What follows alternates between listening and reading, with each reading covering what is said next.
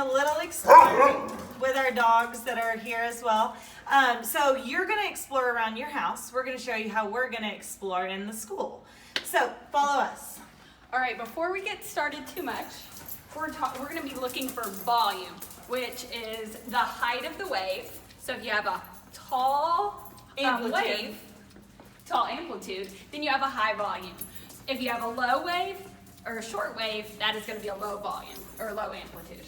Pitch is the distance between crest to crest. We call that the wavelength. So you know it's a high pitch when the wavelengths are really close together, and it's a low pitch when the distance from crest to crest is really far apart. Okay, so we're not going to the music room, but we're going to go into the gym to explore. Come on, puppies. Come on.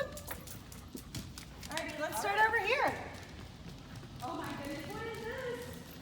Music takes it to gym. All right, ready? All right, so you know that hitting things create vibrations. Which makes sound. So if I hit this really, really softly, it's a very quiet sound. That means the amplitude would be really short. But the more energy we have, the louder the sound there is. So the amplitude's gonna be really, really tall. The wave's gonna be really tall. Now when I'm thinking about the pitch of this wave, it's pretty low. Even if I hit it hard or if I hit it soft, the pitch is pretty low. It's kind of that lower wavelength. So remember, the wavelengths are going to be really, really spread apart as opposed to close together with that low pitch. So that we talked about volume. Let's talk about pitch over here on the xylophone. Ooh, that's a good one. So when I look at this xylophone, some of the bars are small and some of the bars are long. If you listen carefully, there's a very high pitch, and if you hit the bigger bar, there's a low pitch. Ms. Hutchins, which one has a shorter wavelength? The low or the skinny bar or the big bar? The skinny bar, the one that has that higher pitch, has those wavelengths that are close together. And which one has the wavelengths that are farther apart? The big one. You are so smart. Woo! Alrighty, let's look really quick at our last one, the guitar. Guitar, woohoo! Who knew we found all these instruments in the gym? I know. Hopefully you can find some stuff at your house. All right.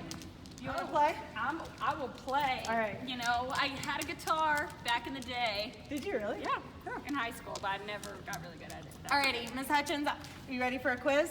Oh yeah, I'm ready. Alrighty, so this is a wave. Is it loud or quiet? Well, I can tell it's kind of quiet because the wavelength, because the amplitude isn't super high, it's kind of short, so I'm not going to pluck this very hard to keep it having a low volume. And is it got a high pitch or a low pitch? Definitely a low pitch because those waves are spread further apart. Yeah, good job. All right, can you play that now? Yep, I'm not going to press very hard because I want it to be quiet, so let's listen. Oh, it's kind of loud. But how did you know which one to pluck to get a low pitch? Well, I knew if I plucked one of these skinny strings that it was going to give you a high pitch. Listen. As opposed to. Wow, you did. You sound like Bon Jovi over Oh, here. yeah. It's just Bon Jovi play guitar. I think he does, right? Alrighty, what about this one? Oh my goodness, that is going to be super loud because the amplitude is very, very high. So I'm going to pluck very hard. And then these little wavelengths, they're so close together, the crest to crest. They're right next to each other, so I'm going to play a low string because they're really skinny. That'll give us that high pitch. Are you guys ready? Ready. Oh, that sounds so good. Oh yeah, that's pretty great. Alrighty, and I would like for you to do a quick little encore before we go today. Give us your best guitar playing for the kids. That's great, right? Alrighty, miss you guys.